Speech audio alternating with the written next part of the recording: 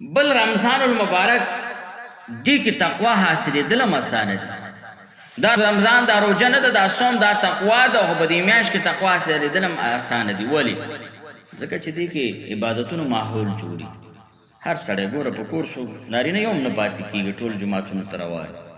زنانه هم په کورونو کې تلاوتونو باندې بوخت وي، مثال په طور په ذکرونو باندې لوی لوی تسبیح پیدا کړي، او مثال په طور قرآن مجید تلاوت کې خیر کار ماحول جوړ شي، تقوا اسانه شي. نو چې یو مونځ ته ودرېږي بل مونځ ته نه ودرېږي نو په خپل ځان به هم شرمېږي. یو ماحول شو. بل دا چې سرکشه شیطانان په دې کې تړل شوي، دوه شو. او دریم دا چې جنت دروازې په دې کې کولوي، بل جهنم دروازې په دې کې بندي، او د الله تعالی رحمتونه په شیبو شیبو په باندې راورېږي. لہذا انسان معمولی محنت وکړي نو ډېر اجرونه ثوابونه حاصلوي، او تقوا هغه حصول ورته اسانه شي. چې مثال په طور شیطانان بندي، هغه اسباب د ګناه نشته. جنت دروازې کولو دي، اسباب د خیر کولو دي ډېر زیات دي. دا سړی په دې باندې اسانتیا سره متقي جوړي. روژه سره تقوا راځي. اوس دا روژه په خپله داسې شي، په خپله پیغمبر علیه الصلاة والسلام فرمایي چې د اسلام په بنیادونو او ارکانونو کې یو اهم رکن ده. بخاري شریف حدیث د نبی اسلام فرمایي بني الاسلام علی خمس. اسلام بنیادونه 5 شیانو باندې ده، 5 څیزونو باندې اسلام قائم. د لا اله الا الله محمد رسول الله گوی ورکول، مطلب دا چې دا گوی ورکول چې لایق د عبادت نشته مگر یو الله، محمد صلی الله علیه وسلم د الله تعالی رسول ده.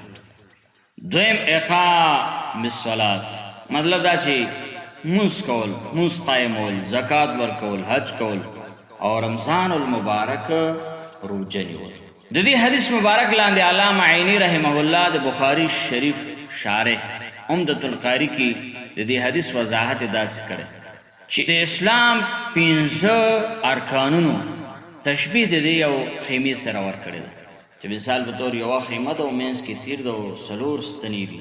دغه تیر هغه شهادت د دې کلمې کول دي چې لا اله الا الله محمد رسول دی تیر، او دا مونځ او زکات او روژه دی چې دې ستنې دي. که چېرې مثال په طور په دې ټولو ارکانونو باندې عمل وشي او ستنه دننه تیر ولاړ وي نو د کامل ایمان او کامل اسلام والا سړی جوړي. او که چېرې مثال په طور یو غورځېږي بل غورځېږي مناقص، او که چېرې مثال په طور دا تیر نه وي، درمیانه ستن نه وي، نو خیمه بیا بالکل نشي ودرېدلی، نو د ده دا اسلام نشي پاتې کېدلی. نو ما علامه عینی رحمه الله فرمایي ان الاسلام مبني علی هذه، بېشک اسلام بنیاد په همدغه 5 ارکانو باندې ده.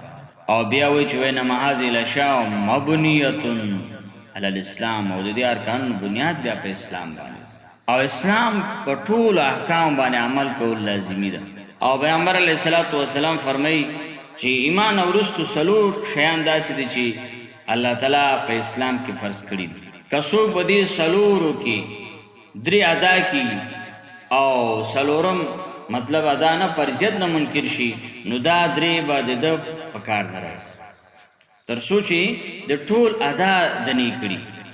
یعنی مطلب په ټولو باندې ایمان او یقین نه لري. هغه 4 څیزونه څه دي؟ نبی صلی الله علیه وسلم فرمایي الصلاة والزکات والصیام ورمضان وحج البیت. نو روژه یو اهم عبادت ده، او په اهم عبادتونو کې هغه دا ده چې هیڅ یو عمل د ده برابر نشته.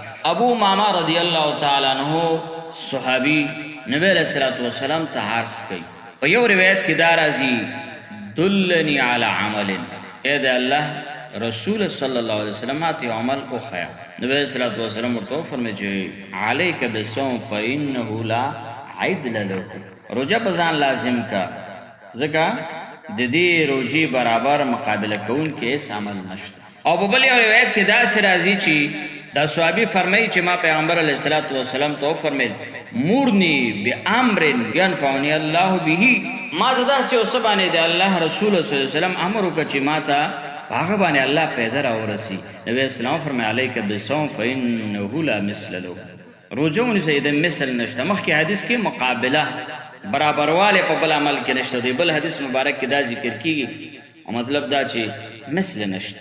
او بل یو روایت کې راځي اے د الله رسول صلی الله علیه وسلم ما ته امر وکړ په عمل باندې ادخل به الجنه چې زه جنت ته داخل شم. نبی اسلام ورته فرمایل چې علیک بالصوم روزه فزان لازم فانه لا مثل له. راوی فرمایي چې فکان ابو امامه لا یرا فی بیتی دخانا نهارا الا اذا نزل بهم الضيف فاذا راوا الدخان نهارا عرفوا انه قد اعترى هم ضيف. پیغمبر علیه الصلاۃ والسلام ته فرمایي چې ما د داسې عمل و چې جنت ته به داخل شم. نبی اسلام فرمایي چې روزه ونیسه د مثل نشته. راوی فرمایي چې ابو امامه دغه صحابي د په کور کې به د ورځې هېڅ کله موږ مطلب دا چې لوګی نه لیده او هغه وخت به هم لیده چې موږ ته پته لګېده چې د څوک میلمه راغلی. بل روایت کې بیا داسې راځي ان ابي امامه انه سأل رسول الله صلی الله علیه وسلم اي عمل افضل. پیغمبر علیه الصلاۃ والسلام ته فرمایي چې اے د الله رسول صلی الله علیه وسلم کوم عمل بهتره ده؟ نبی اسلام علیک بالصوم فانه لا عدل له. بهترین عمل د روزه. نو پیغمبر علیه الصلاۃ والسلام دته د روزې حکم وکړ. اگر که مثال په تور منځ روزه زکات حج نور نیک اعمال دا ټول د الله تعالی د نزدېکت او د رامندۍ ذریعہ ده، لیکن بیا د دې هر یو عبادت ځان ځان له خصوصیات دي، ځان له اثرات دي. خو دا روزه د دې درې واړو نه یو ممتاز ده، ځکه چې دا یو امتیاز لري. روزه امتیاز دا لري چې په دې کې دا نفس کنټرول کی او دا افضل ده. امتیاز په دې کې د ګوره تر کومه پورې مانځه کې نو دا عبادت کوي چې سلام دې وګرځاو عبادت پوره شو. حج چې احرام د تړلی او احرام هغه خپلې ورځې انا بس عبادت ته شو. زکات ورکولو مغه وخت سره عبادت. خو هغه عبادتونه چې دا مقصد دا چې ستا لږه موده ده، ستا ظاهر سره تعلق لري، او دا روزه چې د ستا مطلب دا چې باطن سره تعلق لري، او دا چې د مقصد ډیره موده ده. څنګه ډیره موده؟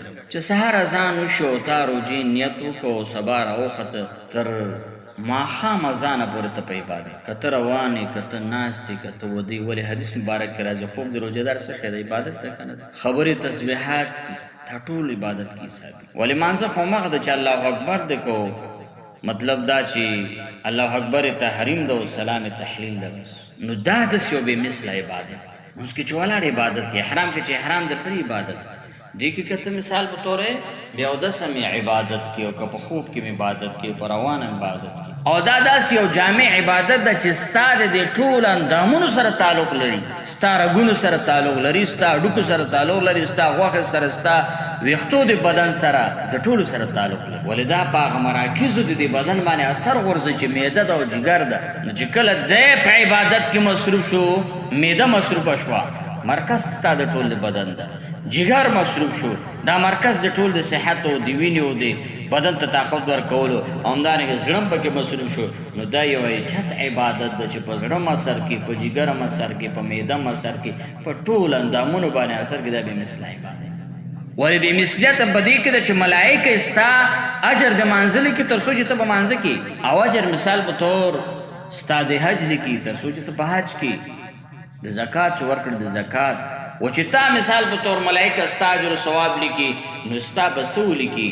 د ده به ولیکي چې په دې ولږې سره معده د کمزوره شوي، که د ده ولیکي چې جګر د کمزوره شوي، که د ده ولیکي مثال په طور چې زړه د کمزوره شوي، که د ده د ولیکي چې مثال نظر د تت شوی، نظر باندې بوج راغلی، په دماغ بوج راغلی، په غوږون راغلی، ستا په رګ باندې اثر پرېوتی. دا به کوم اجر و ثواب لیکي. او چې ماښام شي دا ملایکه مقصد دا چې دا لیکل نشي برابر. الله پاک ورته چې روزه زما لپاره دا ثواب ورته زه لیکم، مخلوق د لیکلو نه عاجز شي. دا بې مثله عبادت، دا عبادت اجر تاسې لیکلی شي، د دې نه شي لیکلی. بې مثله عبادت پیغمبر علیه السلام فرمایي بې مثله عبادت تر عبادت ده. مثل دا معنا چې جنت کې هر څه و اوتو به متشابه، جنت کې به هغه څه میلاوي چې مشابه د دنیا سره. نو دنیا کې دا روزه داسې ده چې دا بې مثله ده. نو چې کله بې مثله ده، بې مثله بدل به ورکولی شي. بې مثله بدل نه ده مګر ذات د الله پاک ده چې لیس کمثله شیء. الله پاک خپل ذات دی بنده ته ورکړي. الله هغه ذات ده چې الله پاک فرمایي چې لیس کمثله شیء، د الله په مثل باندې شی هم نشته. بې مثله ذات ده. روزه بې مثله عبادت ده. بې مثله عبادت بې مثل بدل غواړي. بې مثله بدل نه جنت ده، نه حوره ده، نه مثال شراب د جنت دي، نه شاد دي، نه اوبه دي، اسم نه دي. یوازې بې مثله شی چې د ذات د الله پاک ده، چې الله پاک فرمایي چې روزه زما لپاره ولا اجز به، زه د په بدل کې ځان خپل.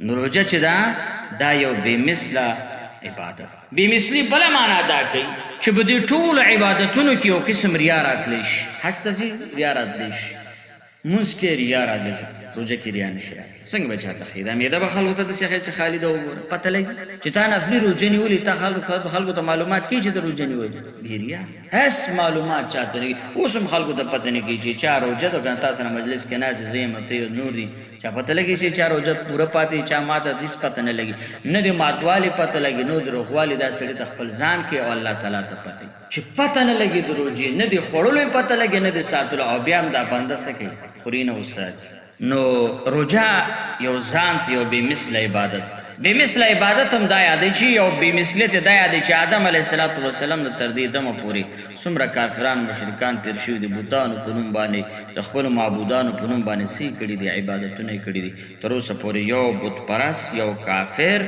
د خپل معبود ناحق بت په نوم باندې روژه نه ده نیول شوي دا بې مثله عبادت دی مثل ټول عبادتونه شوي دي طوافونه د بوتانو نه شوي دي سجدې ورته لګول شوي دي د هغې په نومونو باندې صدقات شوي دي اما بت په نوم باندې بت پرست کافر روژه تر اوسه نه ده نیول مطلب دا چې د الله پاک حق او بې مثله عبادت ده نور عبادتونه چې دي هغه د نورو په نومونه یوازې روژه ده چې د ده مثل نشته بل چا په نوم باندې دا نه ده نیول شوي او بل دا چې بې مثله دا ده چې د هر عبادت معلومات نورو ته کېږي د روژې علم الله سره ده د خوړل شوي او د ساتل شوي علم الله سره ته تا نه پوهېږم ته په ما نه پوهېږې نو بې مثله عبادت ده چې علم مخلوق سره نشته علم یوازې خالق سره د معلومات نو چې داسې عبادت ده چې بل چاته پته نه لګي جوړوالی صحتوالی او ماتوالی نو دا بې مثله عبادت ده چې علم یوازې الله پاک سره او بله دا چې الصوملي بیا نبي علیه صلات وسلام فرمایي چې الله چې روژه خو دا د اسمان مخلوق والا ده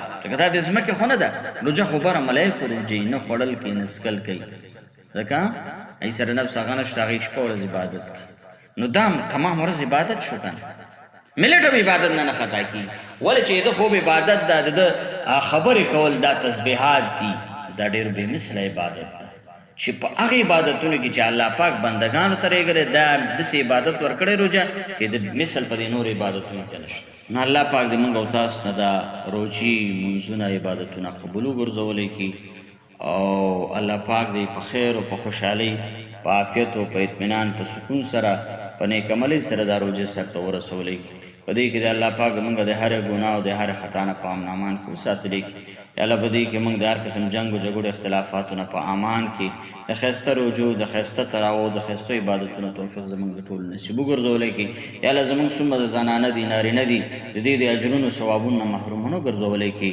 زموږ څومره زنانه نارینه بلکې د څومره مطلب د پیغمبر علیه الصلاة والسلام امت ده د لیلة القدر شپې د ثواب نه محروم یا الله ونه ګرځولی کړي د اختر د شپې د ثواب نه محروم ونه ګرځولی کړي د اختر د ورځې چې ثوابونه قبول شوي او رضا د الله دی لپاره او د دې که کوم ګناهونه یې په ثوابونه بدلیږي الله یوم د دې ثواب او د اجر نه خدای محروم ونه ګرځولی کړي پیغمبر علیه السلام فرمایي چې په دې کې په دې روژه کې الله پاک د جهنم نه قیدیان خلاصوي او قیدیان نه مراد دا نه چې کافران دغه مسلمانان چې مثال په کال کې داسې اعمال تېر شوي چې دی په هغه ګناه باندې قیدي د جهنم ګرځېدلی یا الله موږ کوي څومره چې مسلمانان دي څوک قیدیان په اعمالو سره د جهنم ګرځېدلي په دې میاشت کې دا ټول آزاد وګرځولی کړي د دې اجر ثواب نه خدای موږ محرومه مه کړي دعاګانې عبادتونه هم قبول وګرځولی کړي آخره خاتمه هم په ایمان نصیب کړي مرضان هم جوړ کړي هر قسم مرض نه موږ ته امان راکړي لا علاج مرضونه فاجعتي حادثات مرضونه هم په امان کړي مخکیني واړه ښکاره قضي سوي ګناهونه څومره شوه موږ ته معاف کړي راتلونکي ژوند کې الله د هېڅ قسمه ګناه ورسره مه کړي مخکیني نیک عمل هم قبول کړي راتلونکي ژوند کې نیک عمل توفیق را نصیب کړي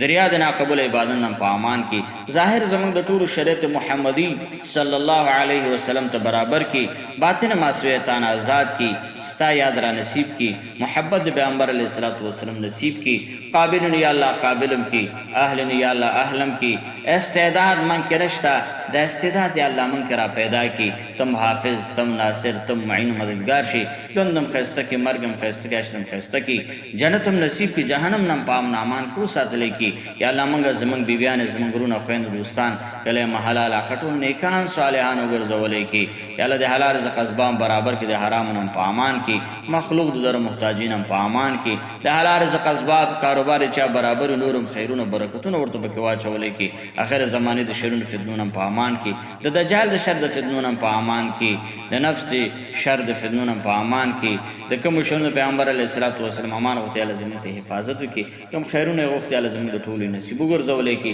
دا کوم وبای تعاونی بیماریاں د کورونا د غډی کی عالم اسلام مسلمانانو ملک کو نینو نشان ورکی سوق مبتلا دی هغه ته صحت ورکی سوق د وفات دی هغه مرګ شهادت کی سوق د ساتلی علی سره زموږ حفاظت وکي دعاګانم قبول کی عالم اسلام مسلمانان کامیاب او غالب متفق کی کفر کافران رستون او تباہ برباد به اتفاق کی چا سمره بزړه باندې جایز ارمان ټولي پوره وګرځولې کی کورنی بهرنی مشکلات به الله د غیبونه پوره کی مریضان مسلمانان کورونه هسپتالونو کې زنانه بوډاګان ماشومان ناز دوستان څه قسم بدنونو کې کورونو کې ظاهري باطنی روحاني جسمانی مرزونه د دې میاشت مبارک برکت سره ټول مرزونه ونه خدای مونږ ته شفا حاصله وګرځوله کی ټول ګناهونه مونږ ته معاف کی دعاګانې قبول کی اخر خاتمه په ایمان نصیب کی او د ځان قدر بخلدا کریم جاری کی لا اله الا الله محمد رسول صلی الله علیه